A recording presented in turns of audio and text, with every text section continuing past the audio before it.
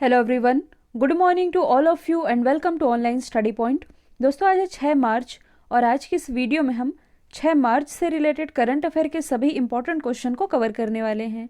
तो यदि आप लोगों को इस वीडियो की पीडीएफ चाहिए तो आप हमारे इस मोबाइल एप्लीकेशन को भी इंस्टॉल कर सकते हैं, जिसमें आप लोगों को डेली क्विज, फ्री पीडीएफ और प्रतिदिन के करंट अफेयर का ऑडियो भी मिल सकेगा। इसके अलावा यदि आप एनटीपीसी और ग्रुप डी की तैयारी कर रहे हैं तो आप हमारे इस स्पेशल चैनल से भी जुड़ सकते हैं, जिसके लिंक डिस्क्रिप्शन बॉक्स में दी हुई है। तो चलिए स्टार्ट करते हैं हमारा पहला क्वेश्चन। हाल ही में भारत ने किस देश के साथ ब्रह्मोस मिसाइल समेत अन्य रक्षा उपकरणों की आपूर्ति के लिए समझौता किया है? तो हाल ही में मतलब कि 2 मार्च को भारत और फिलीपींस के बीच ब्रह्मोस मिसाइल को लेकर के एक समझौता किया गया है। ब्रह्मोस यानी कि ब्रह्मपुत्र और मॉस्को। ये जो ब्रह्मोस मिसाइल है ये भारत और रशिया के सहयोग से डेवलप की गई है। और ये किस तरह की मिसाइल है? तो ये एक क्रूज़ मिसाइल है। और बेसिकली मिसाइलें 3 प्रकार की होती है, मैंने आप लोगों को बताया भी है कौन कौन सी है। पहली तो है बैलिस्टिक मिसाइल, जिसमें कि मान लीजिए ये है रॉकेट, मतलब कि ये है आपकी मिसाइल और ये है आपका टारगेट। तो ये मिसाइल टारगेट को कुछ इस तरह से परवलयाकार आकृति में भेदती है, मतलब कि ये सरफेस टू सरफेस वॉर करती है। भारत में बैलिस्टिक मिसाइल का एग्जाम्पल क्या है? तो ये है पृथ्वी मिसाइल। दूसरा मिसाइल का टाइप है semi ballistic missile. Semi ballistic missile कैसी होती है? मान लीजिए ये है मिसाइल और ये है टारगेट। तो ये मिसाइल टारगेट को कुछ इस तरह हवा में ही जाकर के भेज सकती है, मतलब कि ये सरफेस टू एयर वॉर करती है। और भारत में सेमी बैलिस्टिक मिसाइल का एग्जाम्पल क्या है? तो ये है Akash missile. Ballistic missile, semi ballistic missile और ये है जो ब्रह्मोस, ये है क्रूज़ मिसाइल। अच्छा, क्रूज़ मिसाइल ये कैसे वॉर करती है? तो मान लीजिए ये है मिसाइल और ये है आपका टारगेट। तो ये कुछ इस तरह से, मतलब कि समानांतर जाकर के टारगेट को भेजती है, यही है क्रूज़ मिसाइल। अब यदि हम बात करें इस ब्रह्मोस मिसाइल की, जो कि दुनिया का सबसे तेज सुपरसोनिक क्रूज़ मिसाइल है और वर्तमान में इस मिसाइल का उपयोग केवल भारत के द्वारा किया जाता है। हालांकि फिलीपींस, वियतनाम, ओमान, ये जितने सारे देश हैं ये इस मिसाइल को खरीदने में इंटरेस्ट भी दिखा रहे हैं। और फिलहाल इस मिसाइल को लेकर के भारत और फिलीपींस के बीच समझौता किया गया है। तो आप मैप में देख सकते हैं, ये है फिलीपींस की लोकेशन, इसकी कैपिटल है मनीला। अच्छा, मनीला में किसका हेडक्वार्टर स्थित है? एडीबी का, यानी कि एशियन डेवलपमेंट बैंक का। इसकी करेंसी है पेसो। प्रेसिडेंट है रोड्रिगो डुटर्टे। और देखिए, कुछ समय पहले की बात है, जैसे कि मैंने आप लोगों को ये बात तो कई बार बताई है कि भारत के आसपास जो तेज़ तूफान आते हैं उन्हें तो हम चक्रवात कहते हैं, लेकिन ये जो फिलीपींस वाला एरिया है इसके ऊपर जापान और चाइना है। इधर जो तेज़ तूफान यानी कि यहाँ जो चक्रवात आते हैं इन्हें क्या नाम दिया गया है? टाइफून। तो इसी से यदि आप रिलेट कर सकें तो ये 2020 की ही बात है। अभी हाल ही में फिलीपींस वाले एरिया में एक टाइफून आया था जिसका नाम है गोनी टाइफून। ये शायद नवंबर 2020 की ही बात है। इसके अलावा आप लोगों ने रैमन मैग्सेसे अवार्ड के बारे में सुना होगा। रैमन मैग्सेसे अवार्ड, जिसे एशिया का नोबेल कहा जाता है, ये फिलीपींस के द्वारा ही दिया जाता है। हाल ही में श्रीलंका ने कोलंबो बंदरगाह के वेस्टर्न कंटेनर टर्मिनल के विकास का ठेका किस देश को दिया है? तो ये ठेका दिया गया है अपने देश भारत को। तो जो श्रीलंका है इसने इसके कोलंबो पोर्ट के वेस्टर्न कंटेनर के, ध्यान दीजिए वेस्टर्न बात की जा रही है, आगे मैं इसके बारे में बताऊंगी भी, इस वेस्टर्न कंटेनर के विकास का ठेका ये भारत को दे दिया है। और इस टर्मिनल का जो विकास है ये भारत और जापान के साथ बनी एक संयुक्त उद्यम कंपनी के द्वारा किया जाएगा। और जो श्रीलंका है यह परियोजना 35 साल के लिए भारत को पट्टे पर देगा। यदि आप लोगों को याद होगा तो देखिए यहाँ आप देख पा रहे हैं ये है पोर्ट ऑफ कोलंबो। आप लोगों को कुछ याद आना चाहिए। यदि आप पिछले कुछ दिनों से भी जुड़े हैं इस चैनल के साथ तो आप लोगों को याद होगा, मैंने आप लोगों को बताया था कि हाल ही में जो श्रीलंका है, श्रीलंका ने इसी बंदरगाह पर, मतलब कि इसी कोलंबो पोर्ट पर एक टर्मिनल का ठेका जो भारत को दिया था, जिसका नाम था ईस्ट कंटेनर टर्मिनल। अभी हम वेस्ट की बात कर रहे हैं। तो ये जो ईस्ट कंटेनर टर्मिनल का ठेका था इसी पोर्ट पर, ये भारत को दिया गया था, लेकिन बाद में श्रीलंका ने इसे रद्द कर दिया था। और क्या कारण दिया था? कि हमारे यहाँ के, मतलब कि श्रीलंका के जो मजदूर संगठन है ये इसका विरोध कर रहे हैं, जिसके कारण हमें ये ठेका रद्द करना पड़ रहा है। तो इसे आप यदि थोड़ा जूम करके देखेंगे, ये जो मैं आप लोगों को कोलंबो पोर्ट बता रही हूँ, इसे ही मैं आप लोगों को थोड़ा जूम करके बता रही हूँ। तो ये है ईस्ट कंटेनर टर्मिनल, जिसका ठेका पहले भारत को मिला था, जो कि रद्द कर दिया गया। हालांकि चाइना ने भिड़काया था, जिसके कारण ये रद्द किया गया था। ये जो आप देख रहे हैं ये है वेस्टर्न कंटेनर टर्मिनल, और इसी वेस्टर्न कंटेनर टर्मिनल का ठेका ये अब मिल गया है भारत को। ये जो आप देख रहे हैं साउथ टर्मिनल, इसका निर्माण कौन कर रहा है? तो इसका ठेका दिया गया है चाइना को, मतलब कि यहाँ निर्माण कर रही है चाइना, और इसके जस्ट बगल में ये जो वेस्टर्न टर्मिनल है ये अब डेवलप किया जाएगा भारत के द्वारा। अच्छा, आप लोगों के दिमाग में एक सवाल आना चाहिए कि ये पोर्ट इतना इम्पोर्टेंट क्यों है। यदि आप लोकेशन में देखेंगे तो ये है पोर्ट ऑफ कोलंबो, यहाँ है त्रिंकोमाली, और यहाँ है हम्बनटोटा पोर्ट। अच्छा, हम्बनटोटा पोर्ट से आप लोगों को कुछ याद आना चाहिए।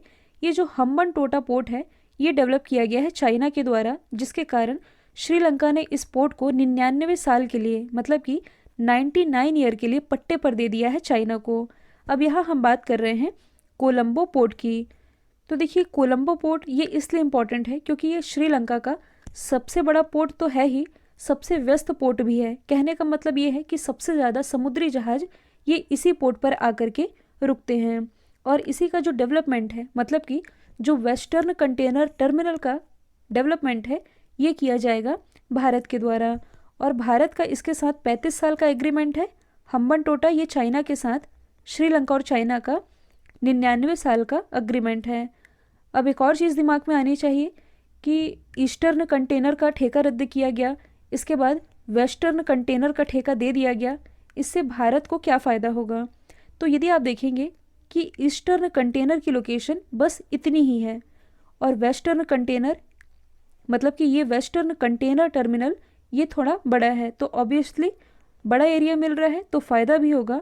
साथ ही एडिशनल तौर पर आप ये भी याद रखेंगे कि इसके निर्माण का जो प्रॉफिट होगा, मतलब कि 35 साल के लिए भारत को तो ये मिल रहा है, इसके बाद भारत 35 साल बाद इसे श्रीलंका को सौंप देगा, तो तब तक इसका 85% फ़ायदा जो है ये भारत लेगा। मतलब कि भारत और जापान दोनों का ही कंट्रीब्यूशन है इसमें। 15% हिस्सेदारी ये रखेगा श्रीलंका। यहाँ से आप ध्यान दीजिए, भारत को 85% हिस्सेदारी मिल रही है, जो कि ईस्टर्न टर्मिनल में मिल रही थी 49% की। तो ये फ़ायदे की ही बात है। तो आई होप ये अब आप लोगों को क्लियर हो गया होगा। अगला क्वेश्चन है, हाल ही में जारी किए गए ईज़ ऑफ लिविंग इंडेक्स 2020 में कौन सा शहर टॉप पर रहा है? तो अभी हाल ही में जो आवास और शहरी मामलों के मंत्री हैं हरदीप सिंह पुरी जी, इनके द्वारा ये जो ईज़ ऑफ लिविंग इंडेक्स जारी की गई, मतलब कि भारत में सबसे रहने योग्य शहरों की ये जो लिस्ट जारी की गई, इसमें 111 शहरों में टॉप किया है बेंगलोर ने। यहाँ ध्यान देने वाली बात यह है कि जो बेंगलोर है इसने 1 मिलियन से अधिक आबादी वाले शहरों की लिस्ट में टॉप किया है। मतलब कि ईज़ ऑफ लिविंग इंडेक्स में ओवरऑल बेंगलोर है पहले स्थान पर, दूसरे स्थान पर है पुणे, तीसरे स्थान पर है अहमदाबाद। 1 मिलियन से अधिक आबादी वाले शहरों में 1 मिलियन से कम आबादी वाले शहरों की यदि बात की जाए तो पहले स्थान पर है शिमला, दूसरे स्थान पर है भुवनेश्वर, और तीसरे स्थान पर है सिलवासा। अब यदि हम बात करें बेंगलोर की, जो कि कर्नाटक की कैपिटल है। अच्छा, बेंगलोर ये किस नदी के किनारे बसा हुआ है?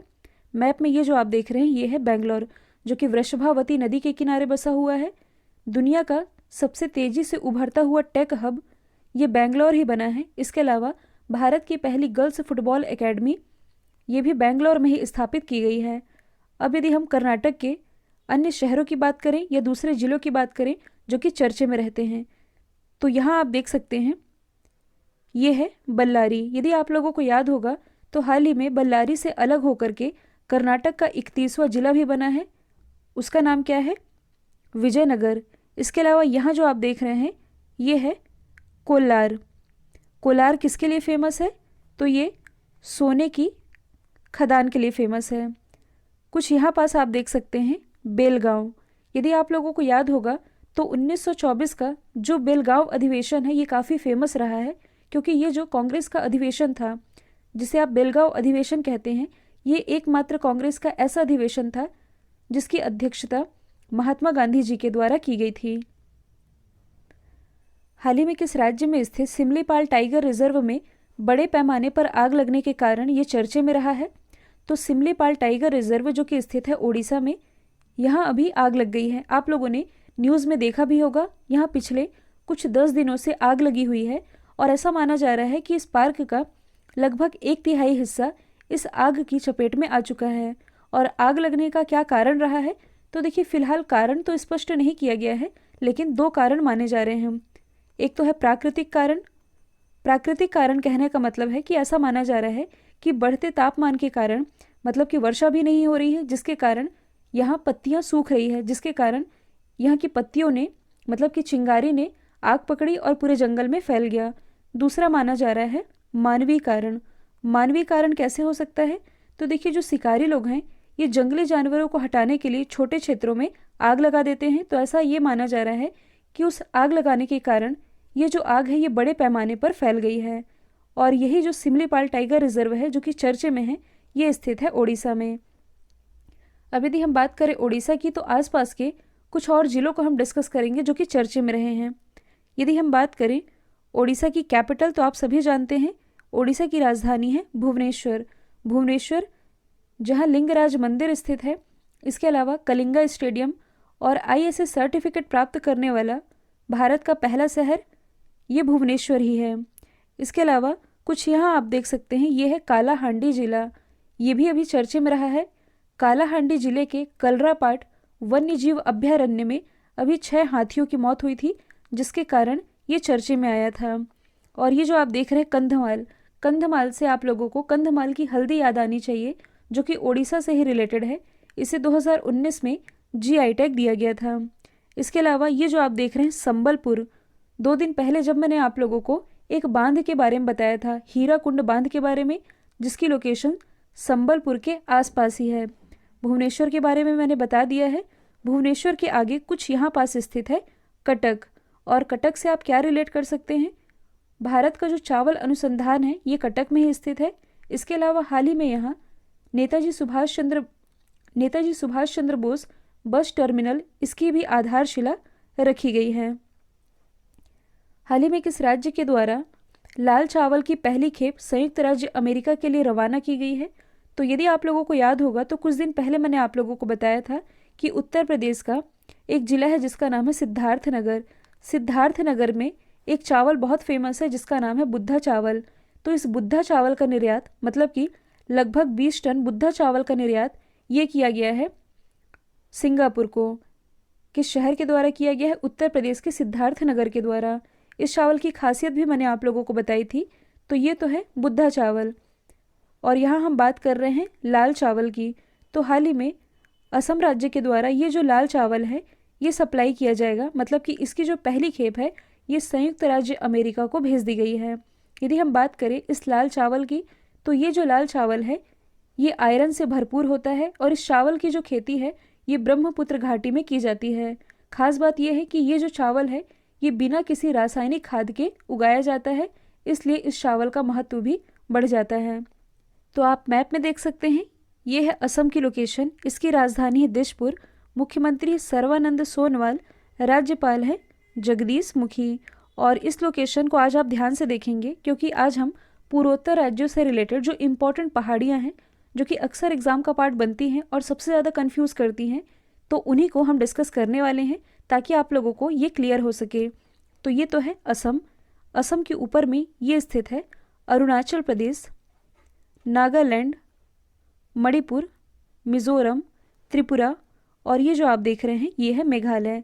तो चलिए यदि हम स्टार्ट करें अरुणाचल प्रदेश से ही, तो यहाँ से आपने 2 याद रखनी है। एक तो है डाफला। डाफला के ऊपर में देखिए लोकेशन भी आप याद रखेंगे क्योंकि कई बार पूर्व से पश्चिम या उत्तर से दक्षिण व्यवस्थित करने के लिए दे दी जाती है। तो ये 2 याद कर ली हमने, डफला और मिसमी।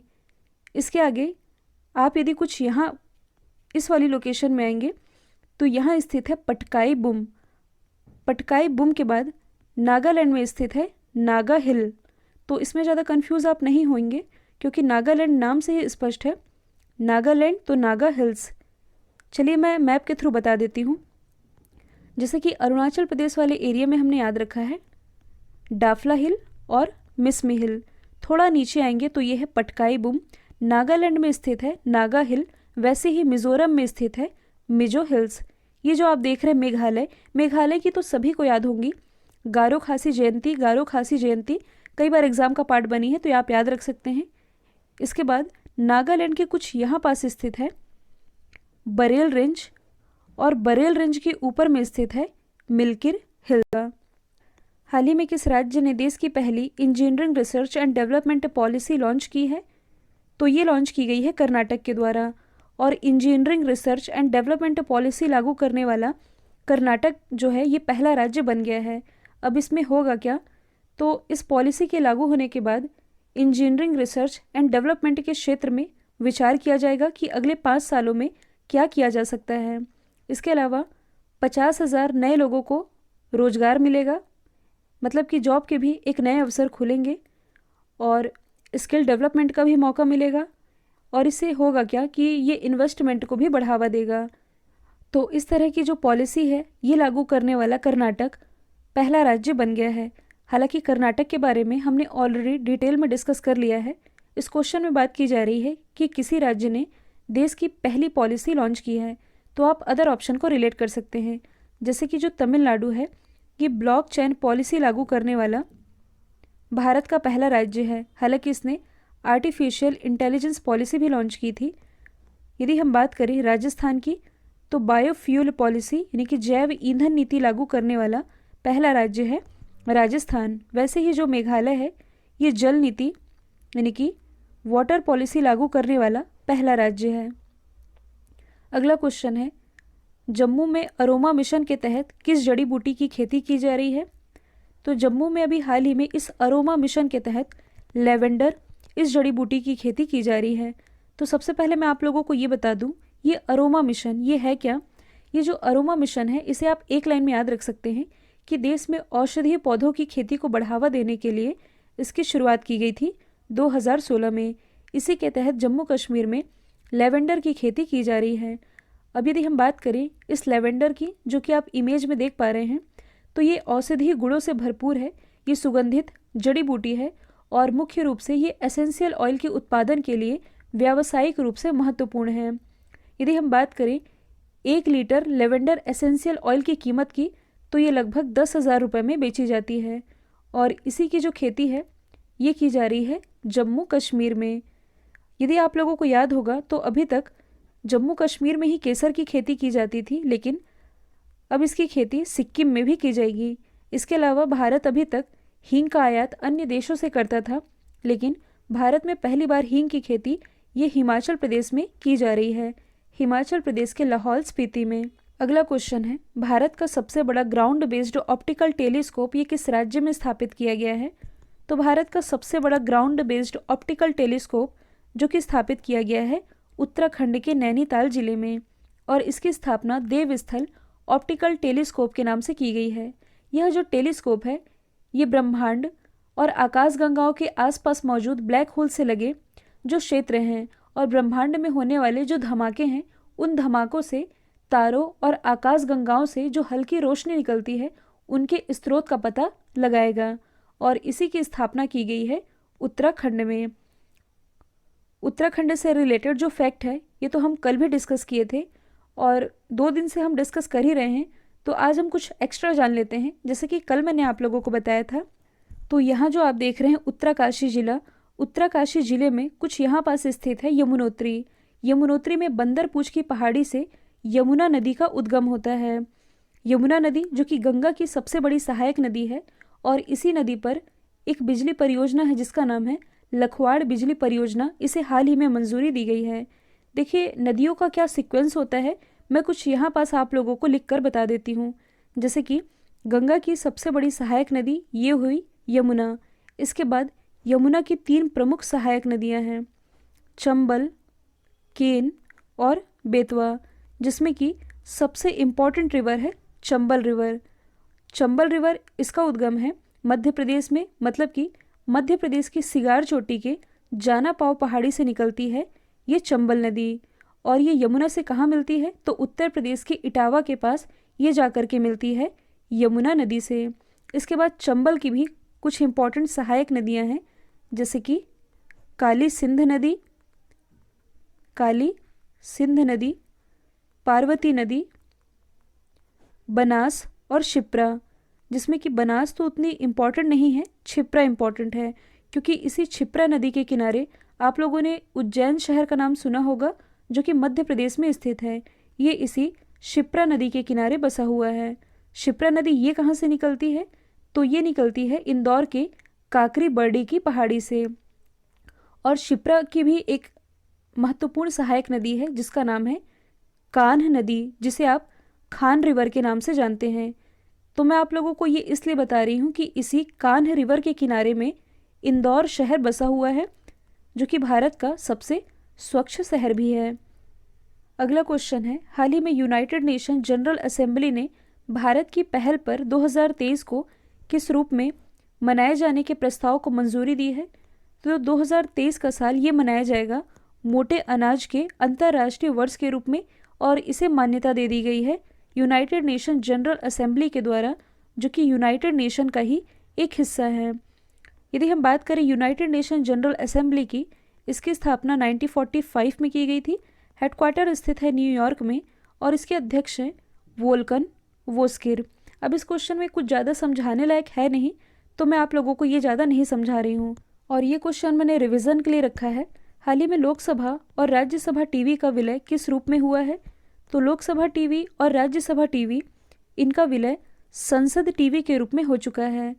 और इसके जो अध्यक्ष बनाए गए हैं, इनका नाम क्या है? तो इनके अध्यक्ष बनाए गए हैं एक आईएएस ऑफिसर हैं, retired IAS officer Ravi Kapoor.